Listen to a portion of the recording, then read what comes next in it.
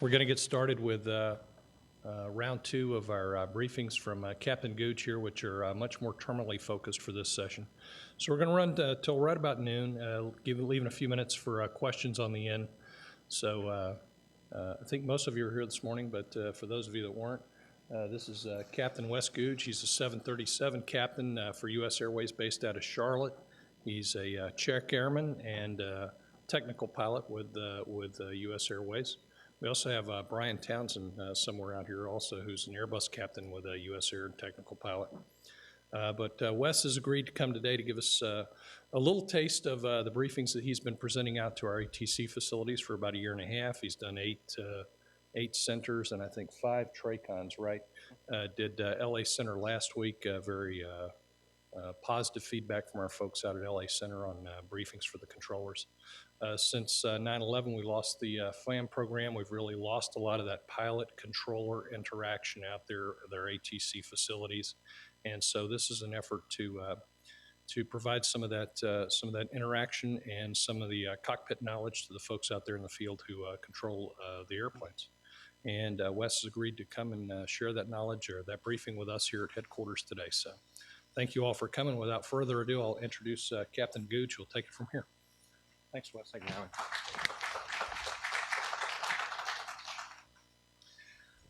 Well, good morning, ladies and gentlemen. Glad you could be with us this morning. I want to thank Howard Callan again and Dennis Roberts, Airspace Support and Mission Services for the FAA for helping facilitate this meeting this morning.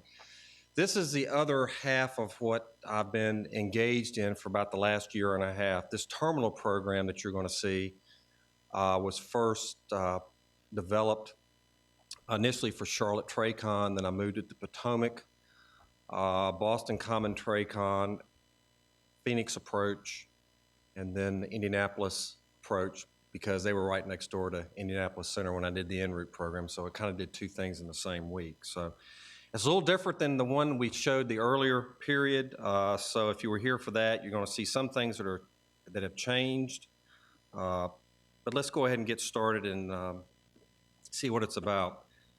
Some of you didn't see this little video, so I want you to see and test your own perception skills, see how good you are.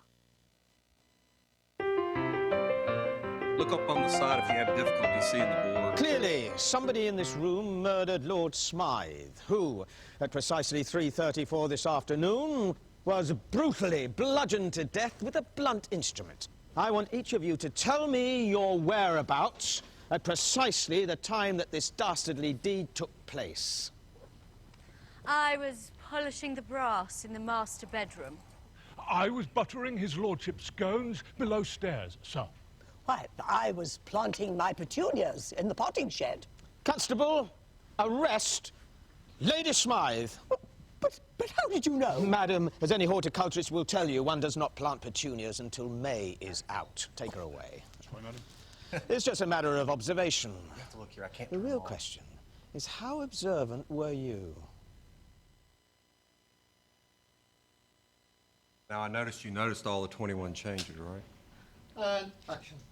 Clearly, somebody in this room murdered Lord Smythe, who, at precisely 3:34 this afternoon, was brutally bludgeoned to death with a blunt instrument. I want each of you to tell me your whereabouts at precisely the time that this dastardly deed took place. I was polishing the brass in the master bedroom. I was buttering his lordship's scones below stairs, sir. Why, I was planting my petunias in the potting shed. Constable, arrest Lady Smythe.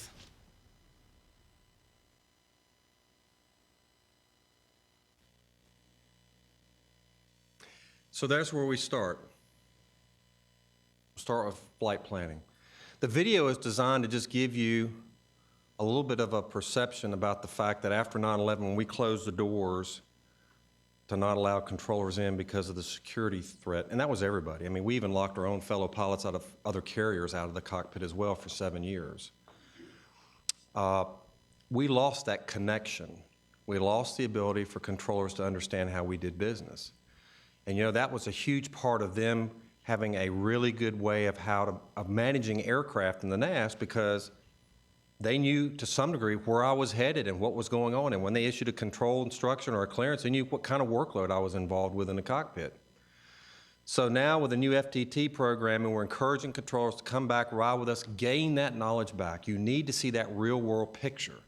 So now instead of being in front of the camera, you're behind the camera. You see all of what's going on, much like the video, once you see it from the other side. So with that kind of our theme, we launched on this terminal program to talk to them about, first of all, let's talk about flight planning. How have we changed here at U.S. Airways? Well, we put in, first of all the NRS waypoints that are in the NAS today. We load them all the boxes we have. Basically, with the upgrades we put from a hardware standpoint in all the airplanes, we now have big enough databases to warehouse all those NRS waypoints, as well as SID stars, every airport we fly into and out of, the air route or en route structure, published holding patterns, NDBs, all of it. It's all in there, which makes it easy for me because I don't have to create anything that a controller can name. This all came out of a program that was started back in prior to 2010, back in the middle part of the decade, called NRS implementation. We were a part of that. It came out of a program called the High Altitude Redesign, where the FAA worked with industry to develop these waypoints, because then the airlines could use them to be more efficient, because they could put points in space where there was no ground-based nav aid to support it. And that helps us to be able to get better wind routes, things we use across the country, which obviously for us as an operational helps to save money because it saves gas. And that by and far is the largest expense we have at our airline today is fuel. But I think you already know that. You look at it when you go to the pump and fill your car up. It's becoming greater and greater percentage of a person's family budget is fuel. So we use these routes. Here's a case study. We took an LAX to Charlotte trip. The blue line is the conventional routing that we used to file using ground-based nav aids, jet routes, Victor Airways, the low altitude, SID stars, the whole 9 yards. Now we put 2 NRS waypoints, one here in the middle part of the country in Oklahoma, another one back here near California, and you smooth that whole route out to almost a geometric or a great circle route to the eastern part of the country. That one little change saved 20 miles off that route for us on a daily basis. 20 miles, who cares? 20 miles in our business is huge because everybody's flying it. They're all using the same thing we're doing. All the airlines employ these NRS waypoints in their flight planning today, okay? Part of that is manifested when controllers work our aircraft because they will at times ask us if we want to take a shortcut. Most of our crews at U.S. Airways now have been trained and understand about, well, I really don't want that because that's so far at the other end of the country. What it does is it actually takes away the benefit of the routing that dispatch has put in there to account for things like the short changes in mileage because we smooth the route out, or more importantly, wind routes, okay? With the wind being what it is in the NAS, especially when you get these big variations in the jet stream, you'll find that when you get a lot of this north-south action out of the jet stream, you can't just go straight across the country. You can arguably say, well, you'll fly fewer miles. That's true. But you're going to do it at such a slow ground speed at certain segments of the country as to spend more time in the air than if you had done much like sailors did. You point the nose out of the wind at certain key times. You may accept more miles flown, but you're going to do it at a higher ground speed. Therefore, you're going to spend less time in the air. And the time is the key factor. The longer the engine runs, the gas we're burning. So limit that as much as you can. The other thing with NRS waypoints that we found from flight planning, we can mimic what controllers are doing for us on a historical basis. This was a Las Vegas to San Francisco trip that we fly out of the Phoenix hub. And normally the flight plan took us up over between the MOAs up here in northeastern California, Nevada, and you'd make a left turn at Cold LVOR and head into San Francisco. Controllers generally between LA Center and Oakland Center would cut us a shortcut, as evidenced by these POET routes, which is similar to PDARs. And so the company goes, well, geez, if there was just a point in space, put a VOR out there. Well, we can't do that. You got building a VOR on the ground is an expensive proposition, but we can put a point in space out there using that NRS waypoint system and then use it in the filing procedure, which is what we did. Put the waypoint there, and now the airplane pretty much mimics what controllers are doing anyway. So in our world, we've cut some miles off this trip, about 25 miles off the flight. In his world, we just saved him a transmission. It's one less thing he has to do. So, plus we can now plan to carry less gas, which means we can carry more people, more freight, the things that we use to make money. Because irregardless of what you might think about the industry, our margins are thin. I'm not an economist, but I see what we do as far as profit and loss, and I see how we make our money. It's a tough business in aviation to make money. Consumers are very finicky, and trust me, they'll spin on a dime. If it's $3 difference between one ticket and the other, they'll go with a lower price, even over something as small as that. That's just the way people are. The internet is a big driver of that. So, that tells you a little bit about the NRS waypoint system. Currently, there's 1,600 of these fixes in the NAS. They're supposed to grow to 6,600. Let's talk about fleet accuracy to the fact of with the DME update with the IRSs we have on these airplanes. When the IRS is an inertial reference system which creates the navigation tool to let the airplane know where it is, okay? IRSs by definition have as its core a thing called a 3-ring laser gyro. It's a laser beam shot inside a triangular piece of prism glass. As that beam spins and hits a certain frequency, in essence becomes a spinning top. Gyroscope, right? Now the platform's stabilized. It has motion sensors laterally and vertically, 3 degrees of motion. And once the crew member puts in a lat long, it now knows where it is in the NAS. That's what drives all the instrumentation in the airplane. Artificial horizon, vertical gyro, in this case, the HSI, vertical gyros we don't really use anymore. Everything tends to go through some type of electronic box in the belly of the airplane, massages it, and sends the data to instrumentation in the cockpit and also to some of the systems that use it, like auto-flight system, auto-thrust system. So it has to go in an alternative form, digital or otherwise, to make these systems work. So therefore, the days of having just a standard anaerobic, bellows-driven instrument just don't exist for us anymore as a rule, okay? So, 0.2 of a nautical mile with the update for the Boeing. If you have GPS on the airplane, then it's 100 feet, 3 dimensions. That's how accurate the airplane will be to a known position at any point in time. That's good because that supports the RMP type procedures that we'll use and develop in the next 10, 15, 20 years. Let's talk a little bit about waypoint convention. From a terminals controller standpoint, they see more of these waypoints than the en route folks do. Because as a rule, you don't see flyover fixes at altitude, but you do in the low altitude stratum. Flyover's easy. You fly over the fix, and once you hit it, then the airplane can turn appropriately toward the next course. Flyby uses the concept that the box knows its ground speed and ground track and how much angle of bank the airplane can use to figure out when it needs to start the turn.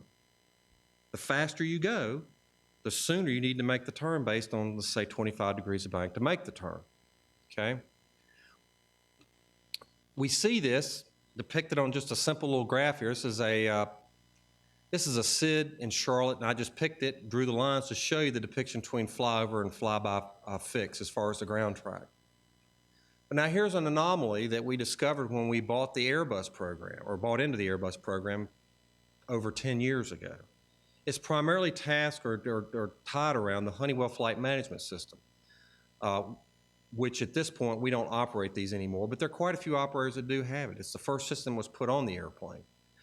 We've learned that at or above 10,000 feet, with course changes greater than 40 degrees, the Airbus exhibits this thing which controllers refer to as the early turn issue, okay?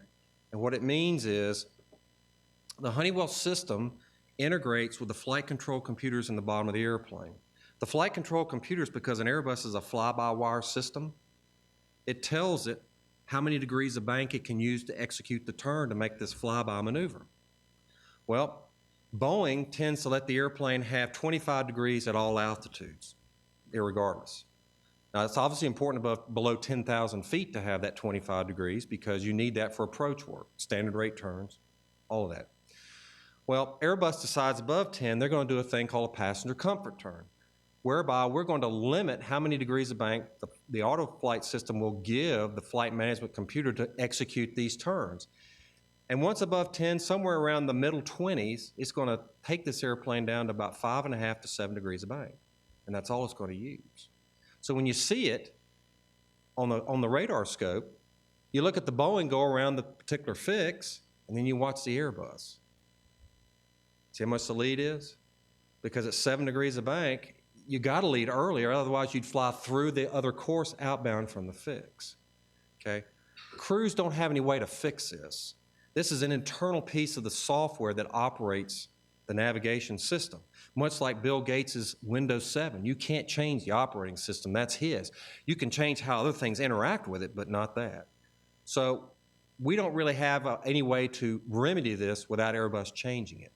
Now, Thales, which is a new manufacturer for Airbus in the last 3 or 4 years, is usually an install on new aircraft as they come from the factory. Thales doesn't do this. Thales operates more like what you see with the Boeing. And for controllers, the only suggestion or information I can offer is that at least in U.S. Airways world, all of our Airbus ships have finally moved to this Thales box. We made the conversion. Our new airplanes come with it anyway. The older Airbuses, we just pull the box out and put a new one in. Not a cheap proposition, because these boxes run about $160-some thousand a piece. So it's an investment on our part. Delta has also made that investment, and I understand that United's about halfway through that process. But there's still several carriers that are still with the Honeywell Legacy and Pegasus, which was the follow-on system in these airplanes. Spirit, JetBlue, USA 3000, Virgin America, your foreign carriers flying 340s and 330s in this country, they're flying a Honeywell system, and FedEx and UPS. So we talked about this in the last, one of the early terminal programs with Potomac, and I got home and 2 weeks later they sent me this little video that I'm going to share with you. FedEx 1282 Heavy, proceed direct to Wants, trying the Terps departure. Direct Wants, and then we'll resume the Terps departure, FedEx 1282 Heavy. Okay, so this is a FedEx 300 coming off of Baltimore, Washington. He's in a right turn in a SID, standard instrument departure, called the Terps. He would go here to the Terps intersection, then to Wants. Then he'd make a left turn out to an intersection called Jimmy, headed toward Memphis, okay? Now, all the controller did was just cut him a shortcut from here to here, just send him direct to Wants, and then he'll make the left turn and go out to this intersection. What you can't see right now, but you will in a minute, is an Airbus off of Dulles. It's a United Airbus who will climb in a separate SID, properly spaced against this climbing traffic opposite direction. He's flying up toward JFK. The way the SIDs were constructed, there's proper spacing between the two airplanes as they climb against each other.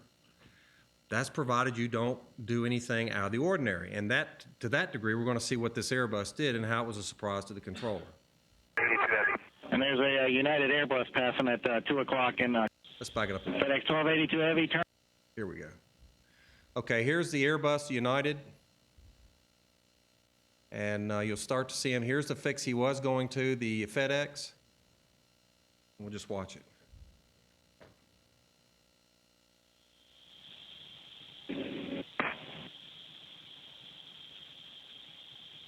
FedEx 1282 Heavy, turn right, heading of 310. Right turn 310, FedEx 1282 Heavy. And there's a United Airbus passing at 2 o'clock in, correction, 10 o'clock and 3 miles eastbound, leaving 15,000. Yeah, FedEx 1282 Heavy, we got him in sight in the rain here, and we did get an RA. FedEx 1282 Heavy, roger. You direct to Wants? Yes, sir, we're direct Wants, but to make the turn to Jimmy, it's given us a lead turn so that we don't overshoot Jimmy. FedEx 1282 Heavy, roger. You're about 8 miles. You started that turn about 10 miles from Wants there. Maintain 17,000, heading 310. So he led that turn by 10 miles, and he was at 14,000 feet. That's a hefty lead. But that's what the airplane does. Most airplanes would come up here within about 2 miles of this fix and then make the turn and go that way. And that's the way the SID was. The two SIDs were built. That's what they factor is that it would be a standard rate turn using 25 degrees of bank. But the airplane, the way it's built, the way it interfaces with that flight management system, that's what it gives. Now, below 10,000 feet, it'll use 25 degrees of bank. But above 10, you never know exactly how much exactly it's going to use. So that's just an example. And from our perspective, it's what we're doing is we're giving the controllers an awareness. And that's all we can do, because we can't, like I said, we can't fix it. We have no way to change it. It's unique to Airbus. Okay. Let's talk about departures. First of all, here's a sample of the speeds that these airplanes will use in the climb as a rule. And these are book speeds that come out of our pilot operating handbooks, which are very similar to what the manufacturer provides us. And I show you also the turbulent air penetration speeds as a counter to that. Why? Because although turbulent air penetration speeds from a manufacturing standpoint are a structural speed, from a crew member standpoint, they're more of a passenger safety and flight attendant safety speed. Why? Well, you start getting a little bit of light chop, we're actually authorized to leave the seatbelt sign off. We can have people moving up when there's just a little bit of jostling in the cabin, not much. But you start getting in moderate chop, now you got to worry about people who are elderly or the flight attendants with these big heavy carts going up and down the aisles. You start throwing that kind of material up in the air and down, someone's going to get hurt. So when we start to get to these moderate chop situations, our crew members are going to start pulling that power back to this turbulent air penetration speed, because they realize how much that fuselage is going to start jumping around the back. Not that they're worried about the wings coming off. They just want to make sure the passengers are safe. Because even though we leave a seatbelt sign on, if a person's got to go to the bathroom, they're going. You're not stopping them. It's just the way the world works. So that just gives you a range. The reason I put ranges of speed for these climbs is the FMC always determines what the best climb speed is. It's based on how heavy the airplane is, what the atmospheric conditions are. It figures out what that economical speed will be and then adjusts accordingly. And it can change on some other things as well. So let's talk about some unique performance issues. We operate 3 different fleet types at U.S. Airways. We have Boeing, Airbus, and Embraer. By and large, all these fleet types do a really good job of climbing as predicted. But what we've learned over the last 10 years with the Airbus fleet is we've got one that kind of sticks out as a poor performer. It's like a sore thumb. And this is the Airbus 321. Okay? Now, understanding the 319, the 320, and the 321 are a common type-rated airplane. They're all identical. The only difference in those airplanes is the length of the fuselage, how much fuel the tank will hold, and how many seats are in the back, and some door placement. Navigation, systems, generators, it's all the same. Gear, wheels, brakes, all of it. By design, because when you stock and store parts, one part covers 3 airframes. Great flexibility for us as an airline, because we take these airplanes and move them in and out of markets on a monthly basis, depending on seasonality of passenger movement. Beach is great during the fall and the winter and the spring, but during the summer, no one wants to go to the beach. They want to go to the mountains. So you can use these airplane types to satisfy markets so that as much as possible we leave the gate with every seat full. That's the game plan, okay? This airplane, though, because it shares that same wing and engine combination as its partners in the 19 and 20, given the fact that it is primarily tasked with east-west coast movement of people, when you load it up and you leave during the spring, summer, and early fall on hot days, it does not want to climb. It climbs very poorly to altitude, and it doesn't get up to the higher stratum, unlike the other aircraft, Boeing aircraft, the 320, 319 series, the 330 for that matter. So it kind of lags behind, and controllers have to make exceptions for it because it won't climb as well. It kind of sticks out, so you have to pull it out of the stream and let everybody else go by him. It's just a fact of doing business. We have to learn how to, and have learned how to manage this airplane because we don't have a choice. And the customers love this airplane. Foot wider in the diameter in the cabin, leather seats, Wi-Fi system, wonderful environmental system. So from their standpoint, it gets high raves. And you got to satisfy the customer. So we're going to continue to operate this airplane, obviously, and continue to buy more of them. The French, quite frankly, when they built this thing, they thought of it more as a high-density short-haul airplane, and we're making it do a high-density long-haul mission. It really wasn't ultimately designed for that. But we can make it work, and we will, because we need to. Let's talk about descents. Descent planning, you're going to get a view into how the box descends, even in the terminals world. First of all, crew members for years have used a basic formula for jet airplanes when it comes to descent planning, 3 for 1. For every 3 miles the aircraft moves forward in an idle thrust descent at a known fixed Mach number and or fixed speed, airplane's going to lose 1,000 feet. 3 for 1, that's what we use. That's how we plan our descents into airports back in the day when we didn't have FMCs. Well, works really well. We also use a speed adjustment. We know that once we pull the power back to idle thrust, we'll lose 10 knots for every mile we move forward. It's another little formula that we use. We coupled all that together to do our manually descent planning for years, but now we have a box that takes care of that for us, okay? The box holds in the database all the SIDS and stars for every airport we fly in and out of in the NAS. Now, there's some that we don't go to, obviously, Grand Forks, North Dakota, or other places. We don't house that because we don't need it.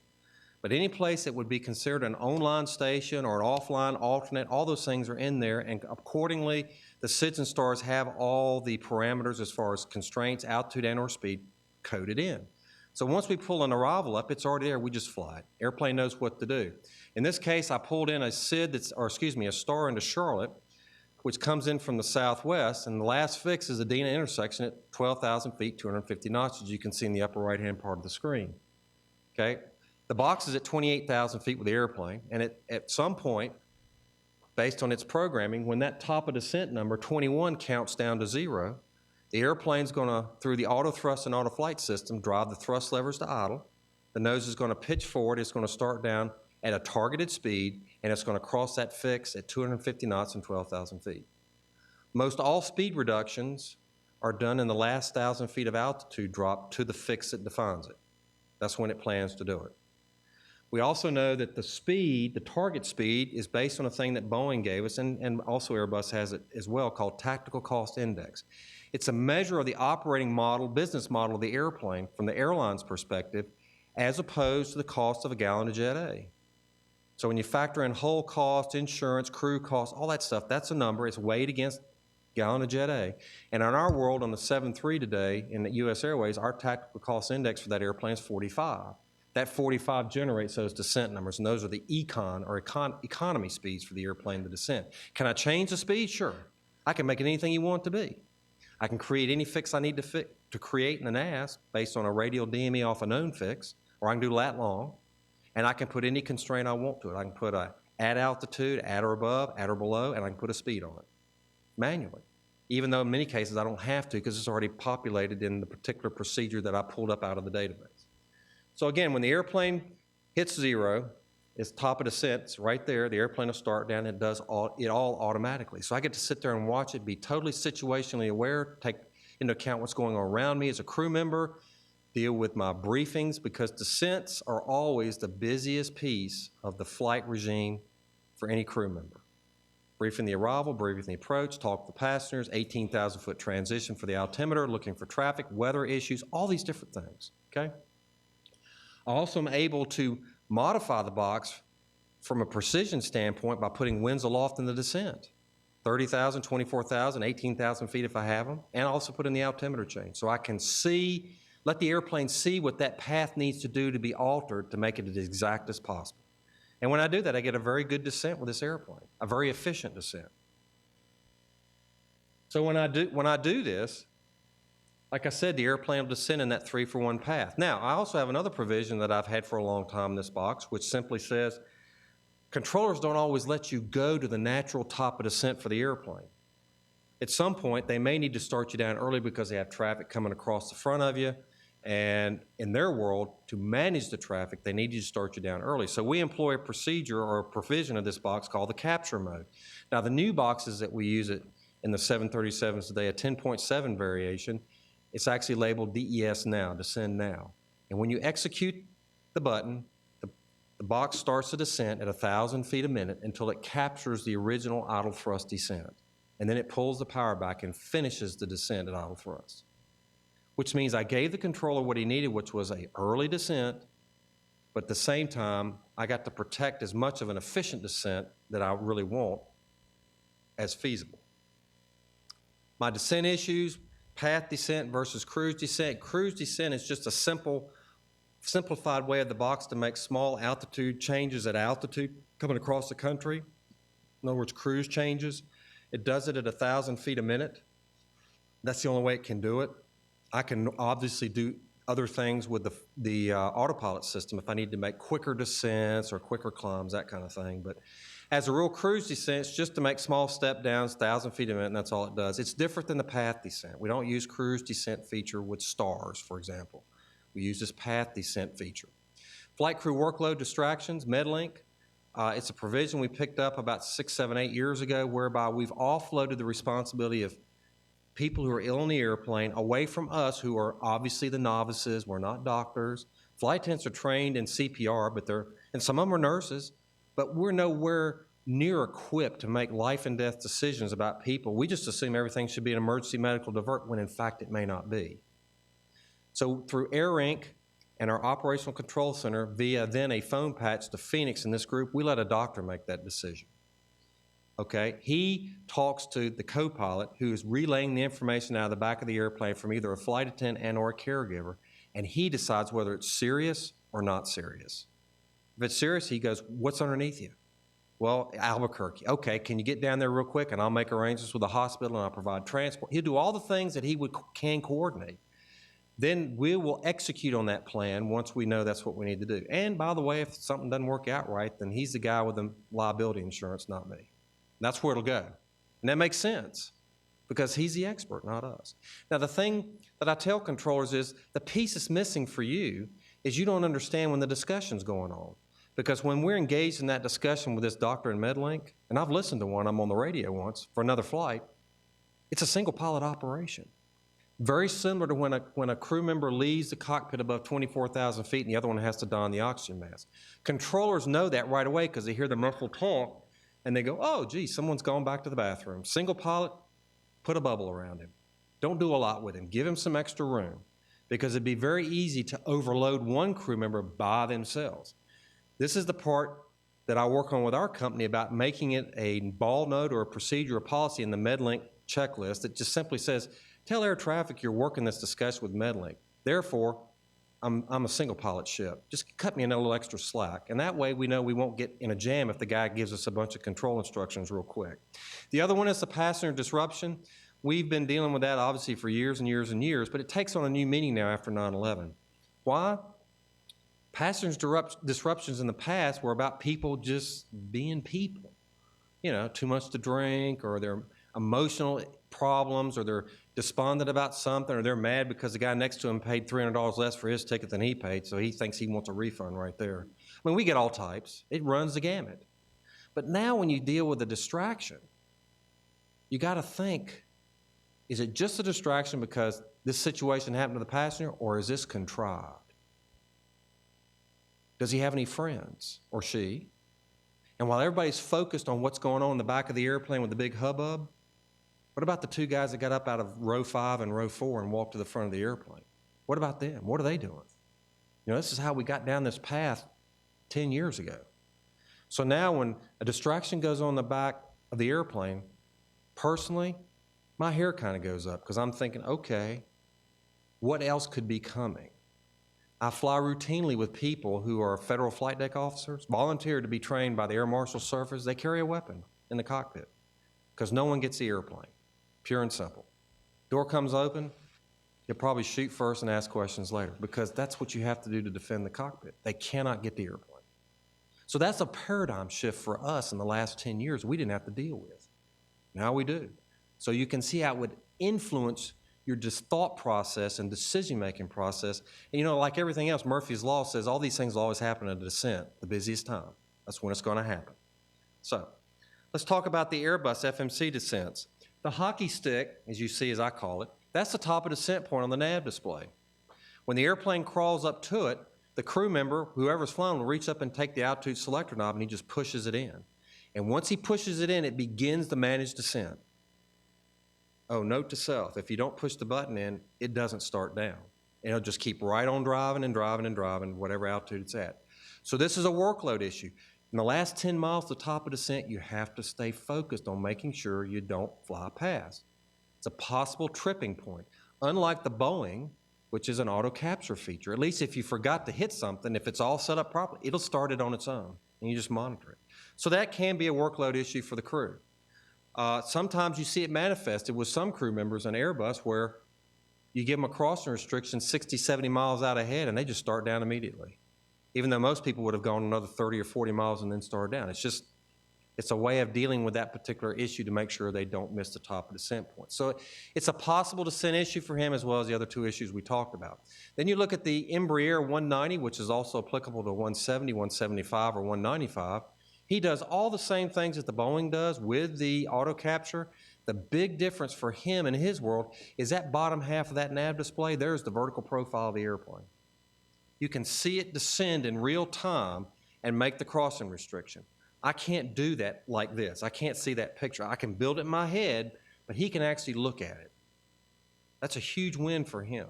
Same thing, he sees the lateral track as well. So now he has a three-dimensional picture of what his airplane's doing in real time as it makes that crossing restriction. That's a lot of situational awareness. Good stuff. His descent issues, just like mine, the big one, different than mine, is icing.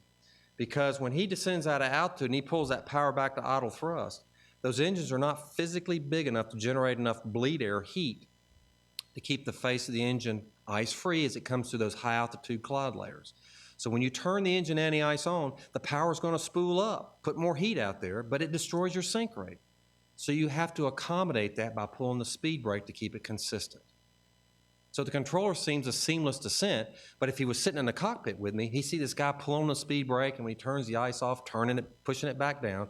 It's just a workload issue, something he has to remember to do, okay? Let's talk about common fleet descent issues, headwind, tailwind, descent speed, speed reductions.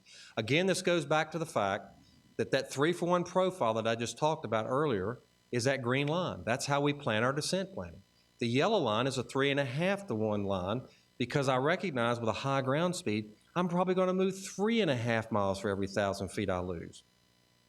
Maybe 4, depending on how stiff the tailwind is. If I have a headwind, then it's going to be shaded back to 2.5 miles for every 1,000 foot of drop, maybe 2. So for me as a crew member, I've had to do a couple things that are a little different. I recognized after I left the world of the 727, the DC-9, all the older model generation airplanes, the noisy ones, that the manufacturers, when they built these efficient wings and put those wonderful winglets on, they took a lot of that drag stuff off the airplane. And as such, the speed brake devices, in some cases, the numbers of panels have been limited and the size has shrunk. Translation, they're just less effective. So if I use them, I have to use them sooner and for longer durations of time to accomplish the same thing.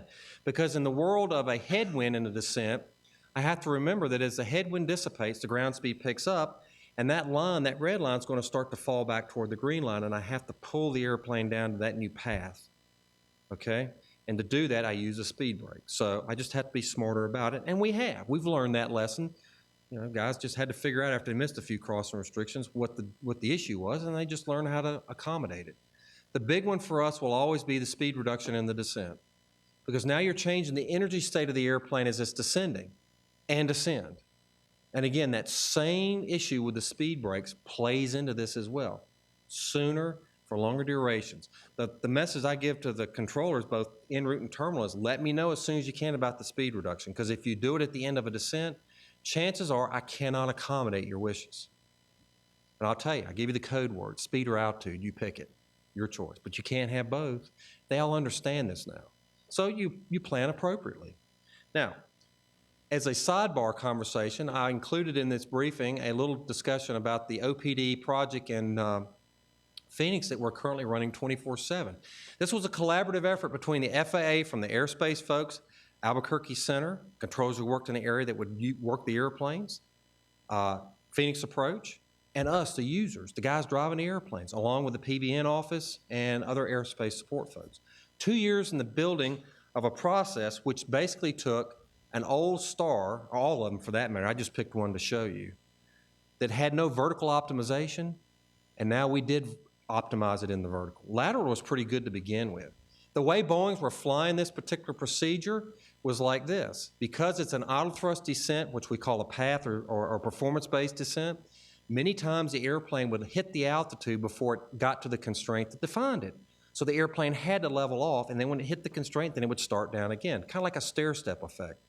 Hugely inefficient for us as an operator.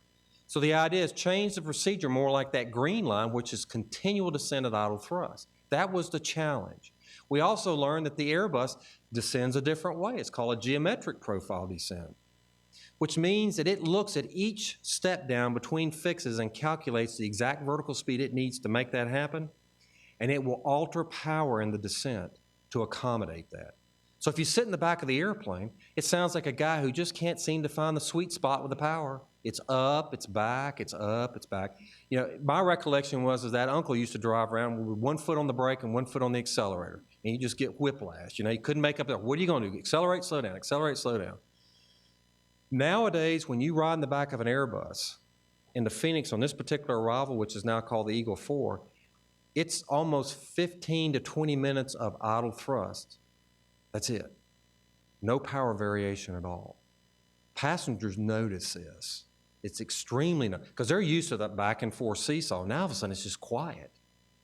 Huge change for a lot of good reasons. So the descend via that we're talking about optimized the star to give us flight idle or near flight idle as possible. We borrowed a book or a page out of the book that the Europeans have with CDA, continual descent arrival.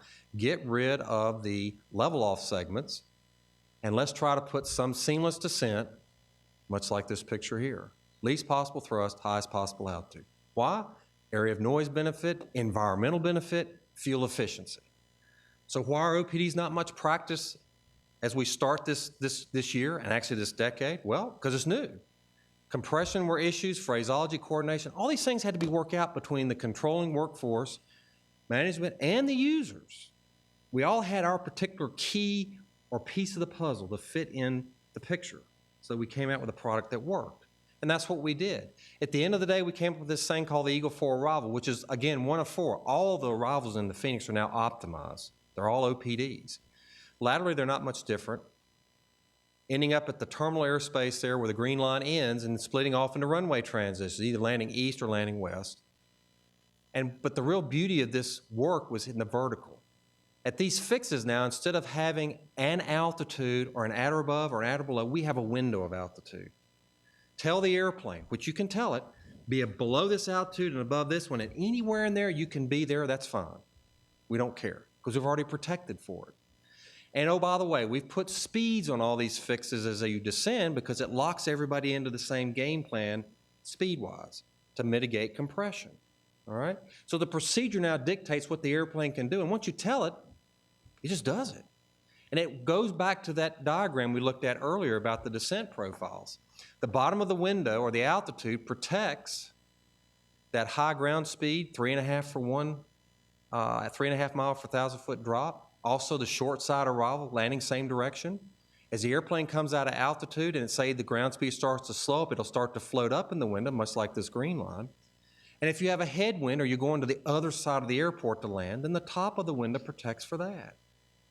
So what you've done is you've created a tube in airspace that's protected, and you tell the airplane, you'll ultimately be at a point, in this case, New Geno intersection at 250 knots and 10,000 feet.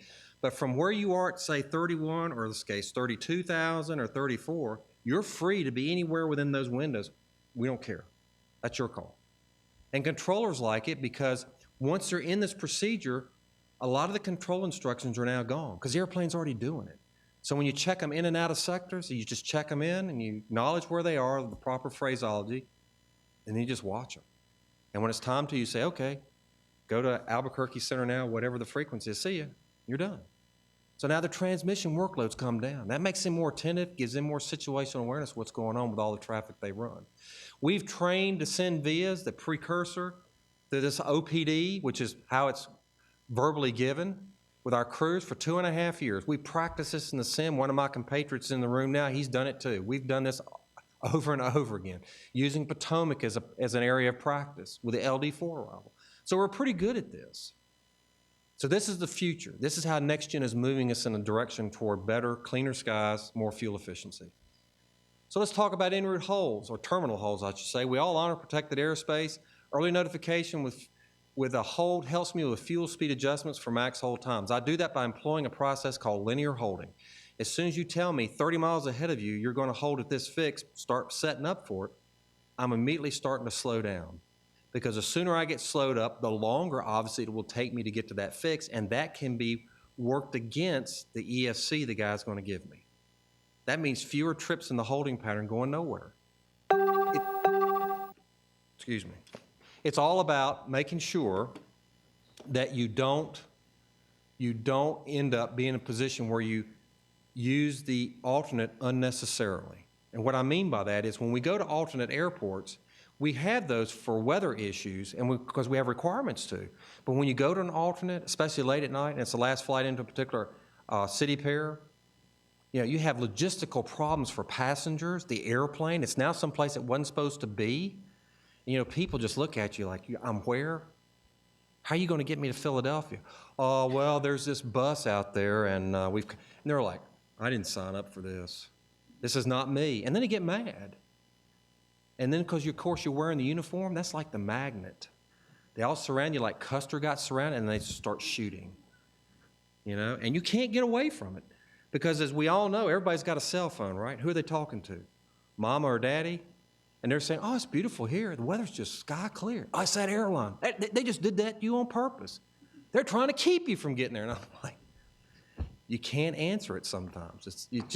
People don't understand what they don't understand. We could always blame it on air traffic, couldn't we? Yeah, we do that a lot as it is. So the reality is, but truthfully, we try to get to where we want to be. If people are late, that's okay. They're still where they want to be. They'll get over the other part real quick.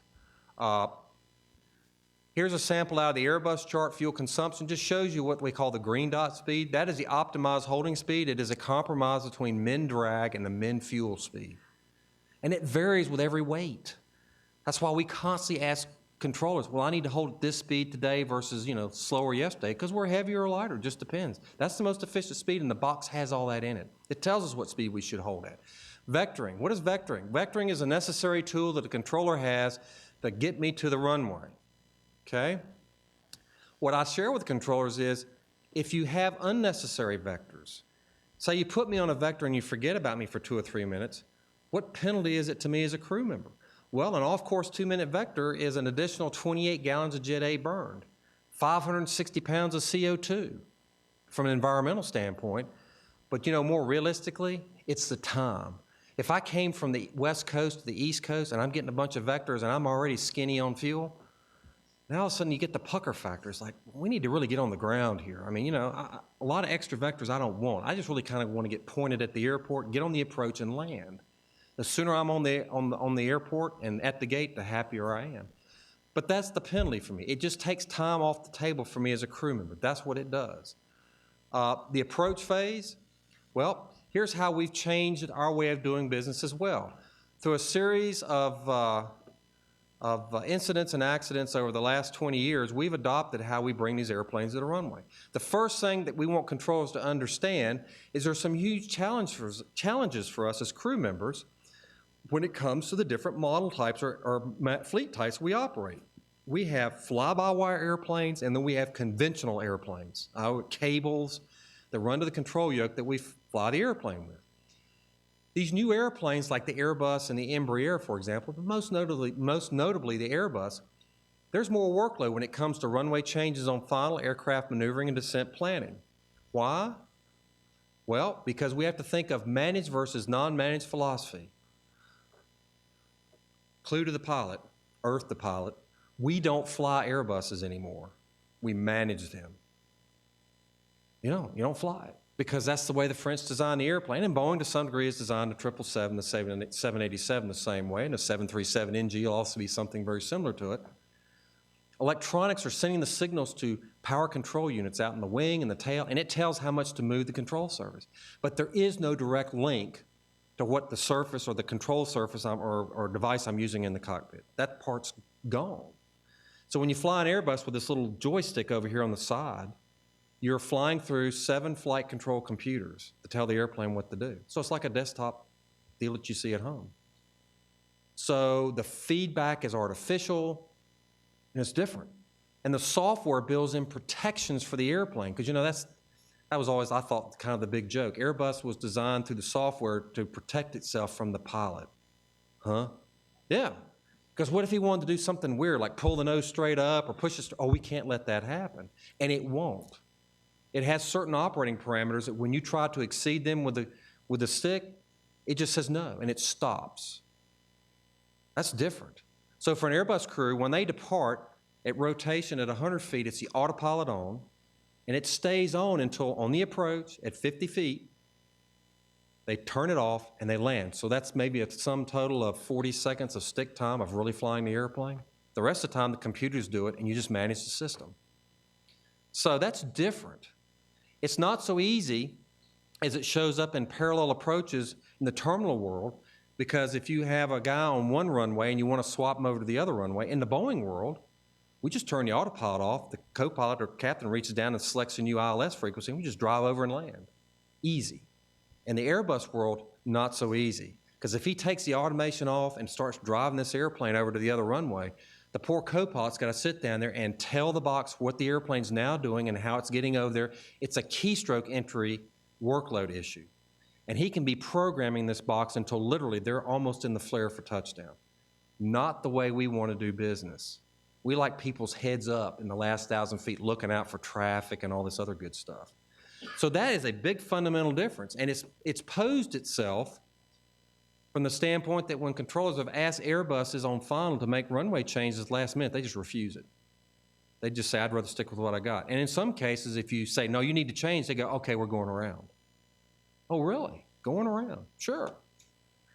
Because now it gives me the time to reprogram the box, let it see the new runway in that part of the airport that it didn't see when I had it hooked up for the previous runway. It's got to see it in its electronic world. Otherwise, it causes problems for the crew. So that's a fundamental shift for us. We didn't have to do that years ago. So Airbus takes a little bit more work. And I've talked to people who said, you know, I took that last-minute runway change, and I go, how's it working for you? He says, I'm sorry I did it. I said, it was a real goat rope for me. And he said, I would not recommend it anymore. So controllers say, okay, well, then when can I give you a runway change? Okay, how about downwind? Base leg? Sure. That's enough time to do the adjustment in the box to accommodate. But once you get me hooked on final and I'm locked in, then I usually tend not to take those kind of changes. It just creates a workload.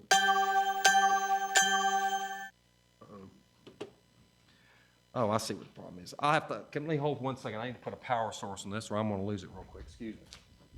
I forgot to hook that up.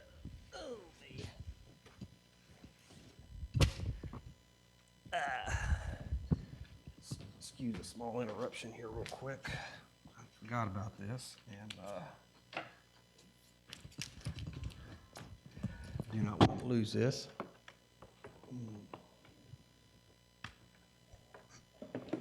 There we go. All right. Man, that's pilots for you. They can just move on the fly. Real world. Okay, so here we go. So let's talk about planning techniques on the Boeing and the Airbus as well. This is how me and my compatriots plan our descents to the runway. 3 for 1 again, that same common theme we talked about. So I plan to arrive at the airport 30 miles out, 10,000 feet, 250 knots, landing same direction.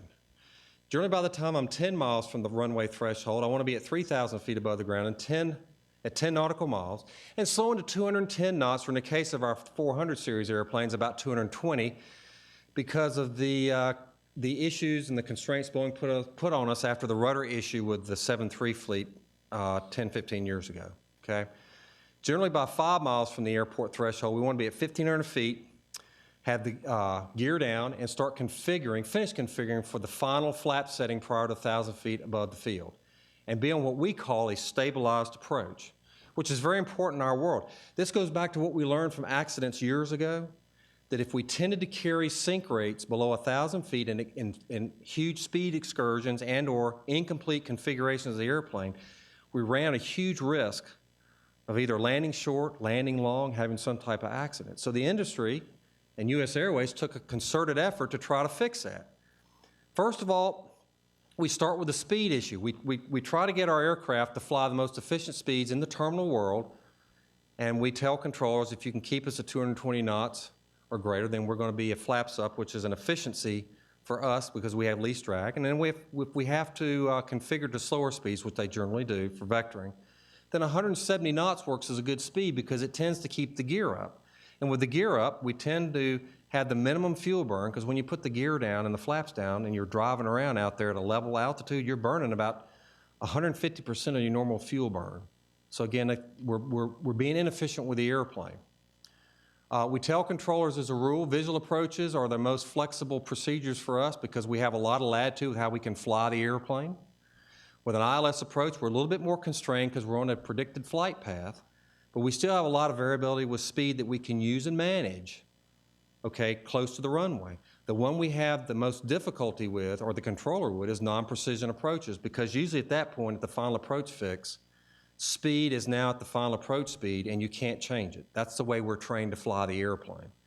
So therefore, if a controller in the terminal world is used to assigning a 170 speed, say, to 5 off the end of the runway, we can accommodate that in a visual approach and in most ILSs, but in a non-precision world, if the final approach fix is, say, 8 or 9 miles from the end of the runway, well, at that point, you're going to be slowed at your final approach speed.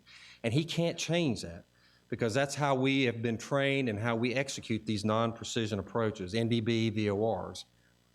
We also have this thing, which I think is a big thing for us in the industry, called stabilized approaches. This came out, again, of those accents we talked about. We learned, and ICAO did as well, that anytime we get below that 1,000 feet above the field barrier, we need to be in a stabilized approach configuration.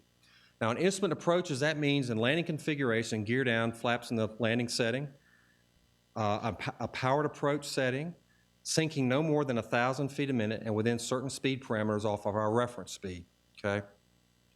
Now, we did give our crew some latitude on VFR approaches or visual approaches, that if you don't have all the configuration done with the airplane to 1,000 feet, you might be 15 knots fast instead of saying 10 knots fast off your ref speed, or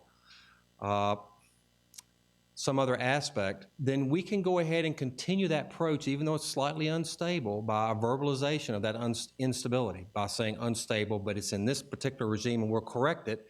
We can correct that by 500 feet above the ground. That's the latitude we've given our crews in a visual approach, with one exception.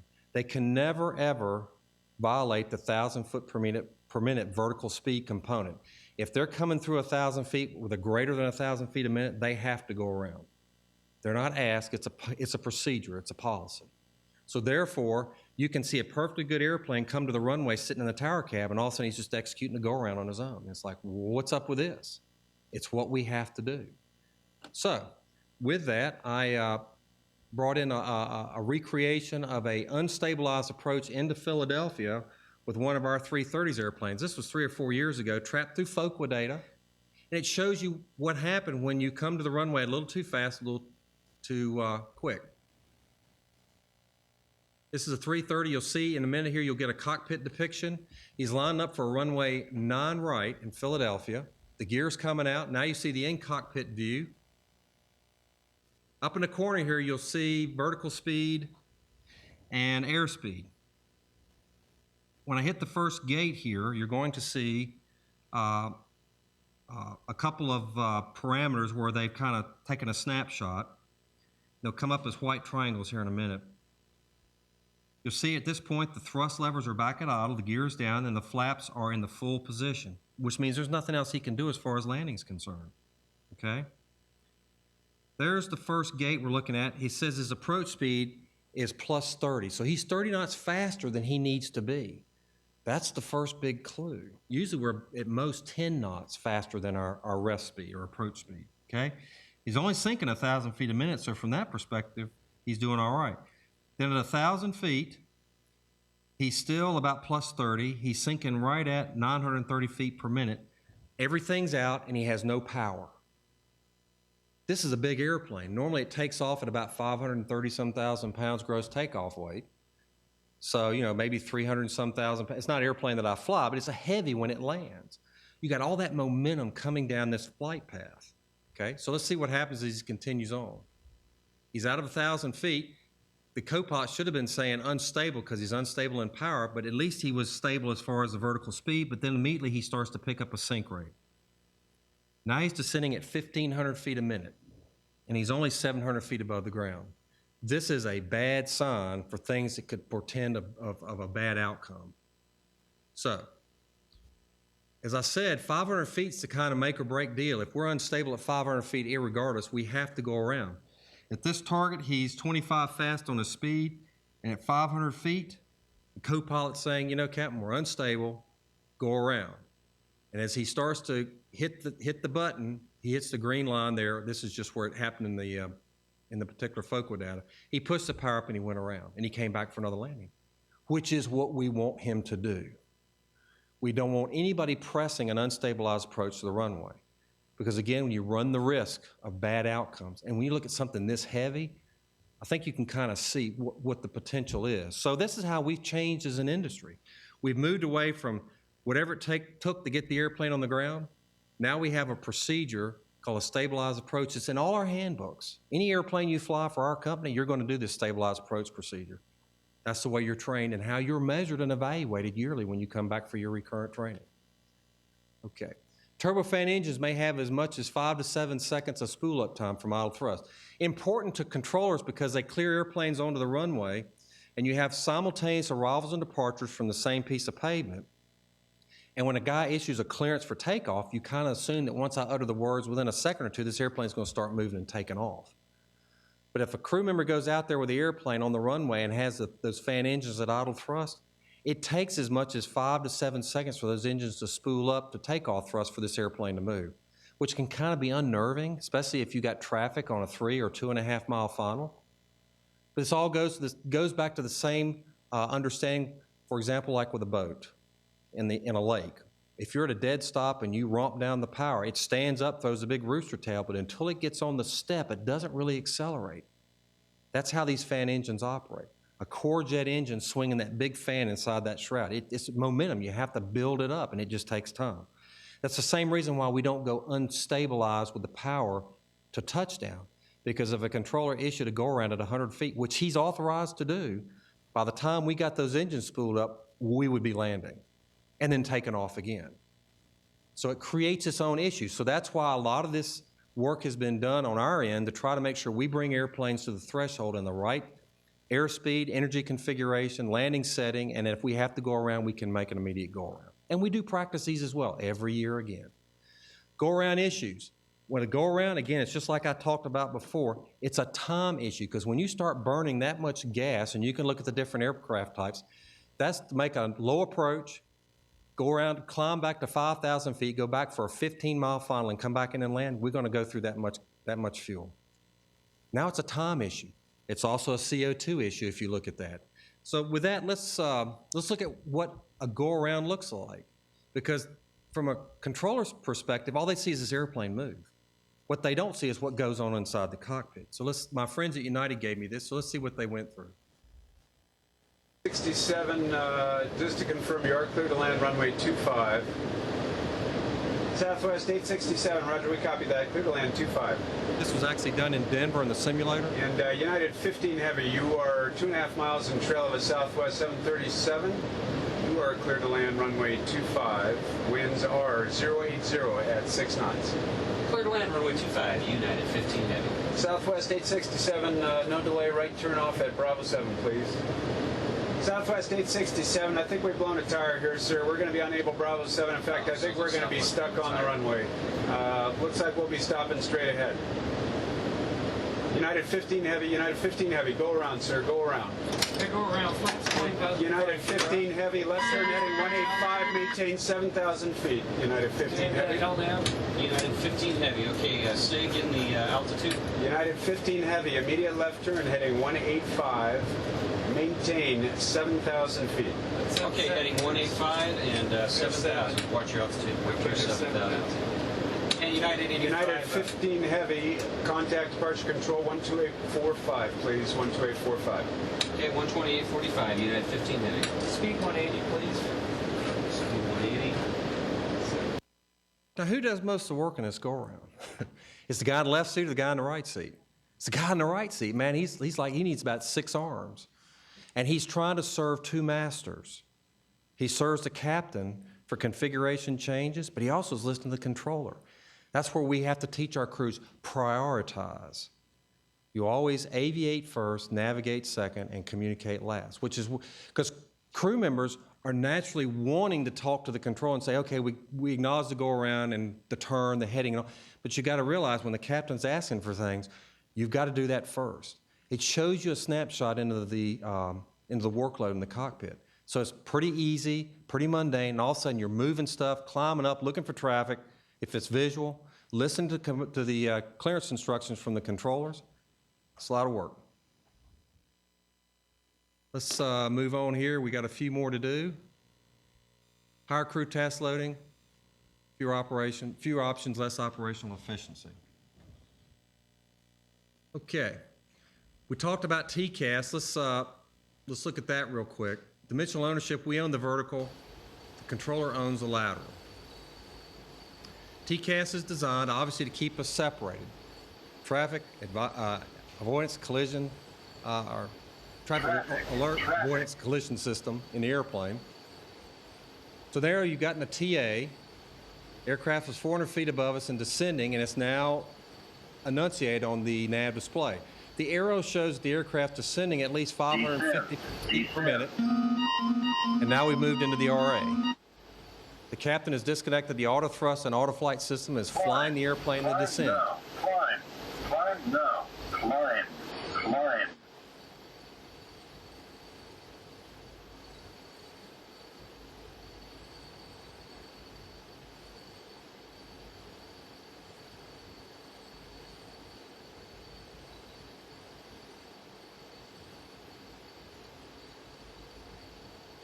Clear of conflict. Okay, so we gained this a little bit. We told the threat to start down to trigger the RA. The crew members started down, and then we told the threat, the simulator world, match the sync rate. So now they're two pointed at each other, and that's when the TCAS system turned the airplane around and sent it the other way, which is designed to do it. It possesses 11 commands in the vertical to issue the crew members, visually and orally, okay? So as long as two Mode S transponders are talking, they deconflict each other. If the guy had done what he was supposed to do, the threat, which we didn't, then they would have missed by more than this, by more than 380, 400 feet. But that was just to demonstrate the fact that there's a lot of variability with the TCAS. It can do a lot of maneuvers. It's not just one way, always descent, always climb. It can do a lot of things to keep from getting hit. That's the beauty of the system and why we use it and like it.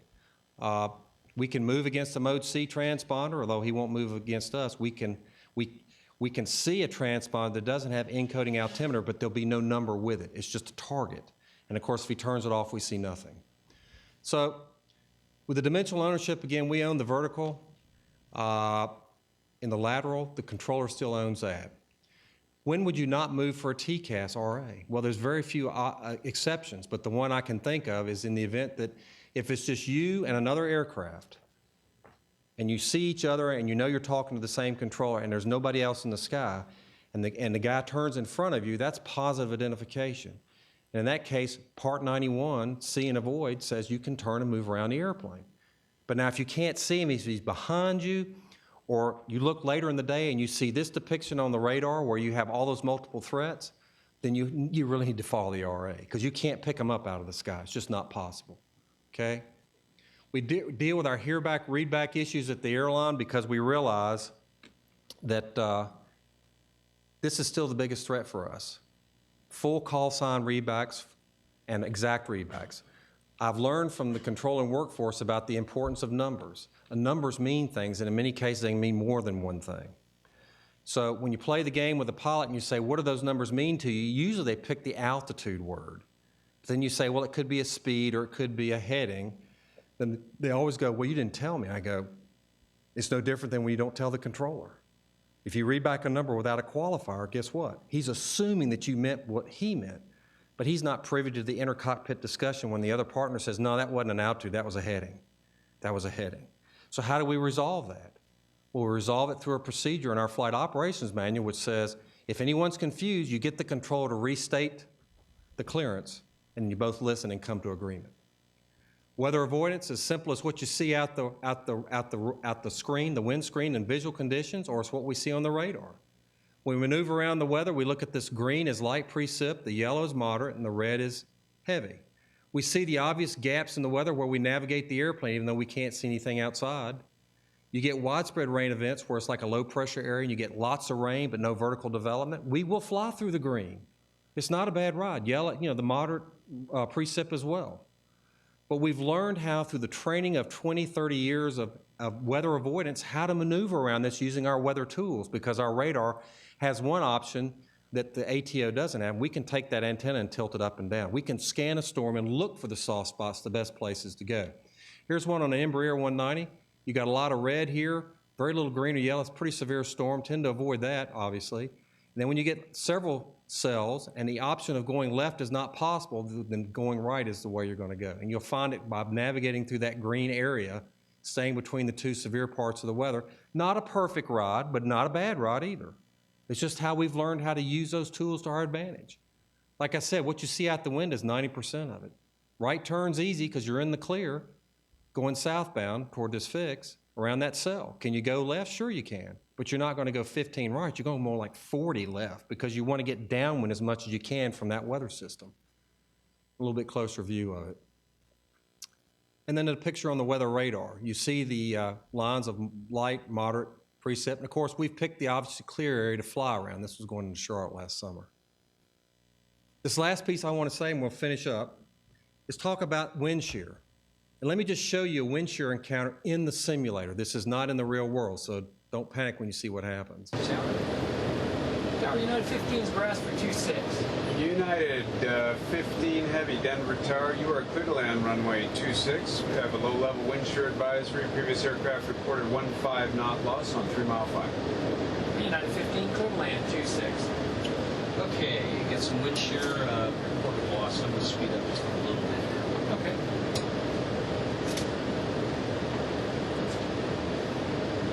And United 15 Heavy winds right now are showing 280 at 32 knots, gusting to 40. United 15, thank you.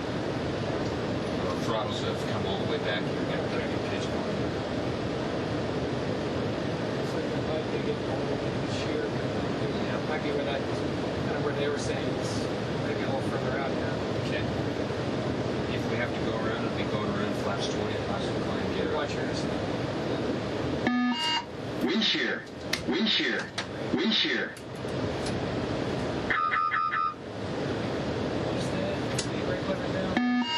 Wind shear, wind shear, Descending. wind shear. 500 descending. 400 descending. 400 descending. 380 descending. Sink rate, pull up, pull up. Glide slope. 200 descending. 200 level. 210 climbing. 220 climbing. 300 climbing. 400, 500 climbing. United Tower United 15 just had a severe wind shear and we're going around. United 15 Heavy Denver Tower, roger. Maintain the runway heading if you would please, and maintain 7,000 feet. Maintain 7,000, United 15. We'll probably go through that little altitude. We'll have to descend back through it. So there you go. That's a wind shear event. We practice those every year. That's a requirement. It's a precision maneuver that we practice because we need to be good at it. Now, the obvious question years ago was, well, we have a system to show us where the wind shear is. Wouldn't you avoid it? Well, sure you would. And we got that with now predictive wind shear, which is a tool that we use on our airplanes. And then here, United helped me out again with another visual demonstration.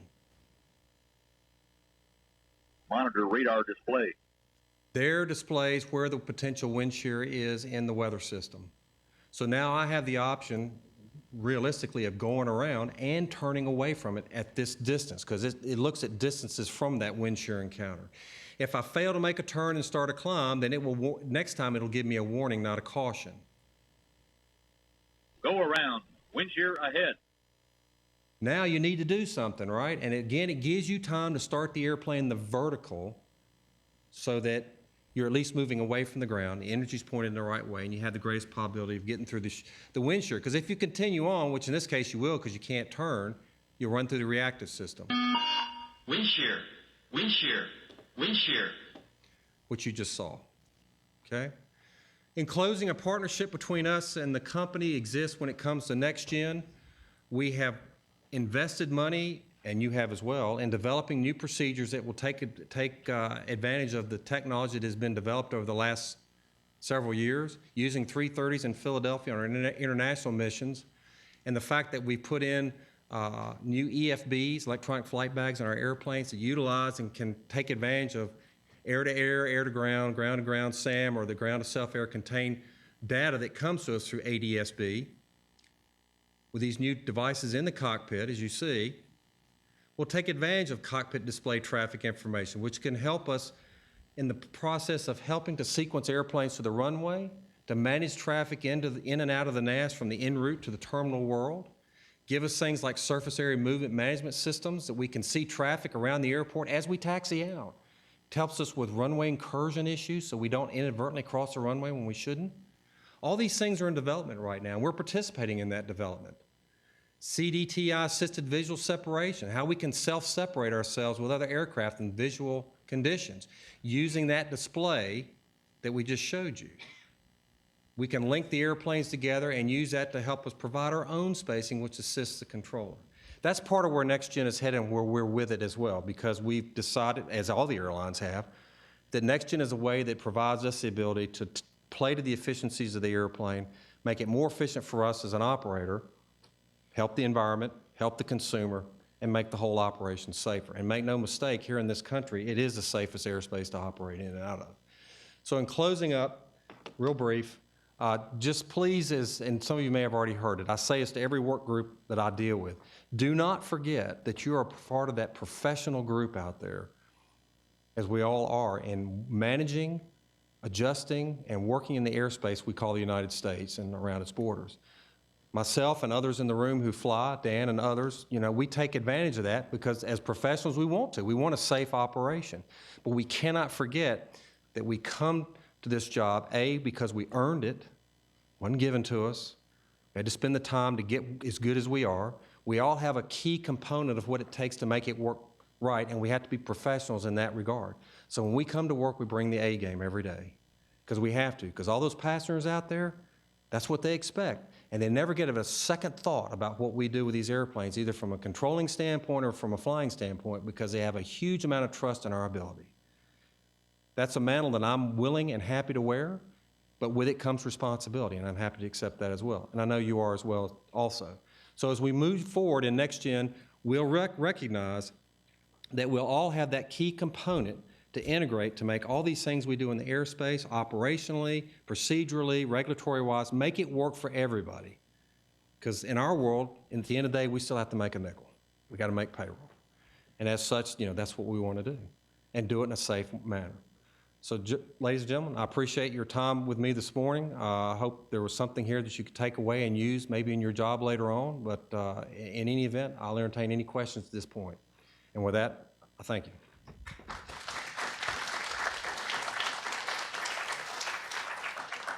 Any questions for Wes? All right, everybody's ready for lunch, I think. We will have these two presentations available on the web sometime next week. ATOCom's supposed to be producing those, put them on the web, so you'll be able to download them and check them out. So thanks again for everybody coming, and thanks to Wes for coming and sharing this knowledge with us. So thanks again. All right, thanks everybody.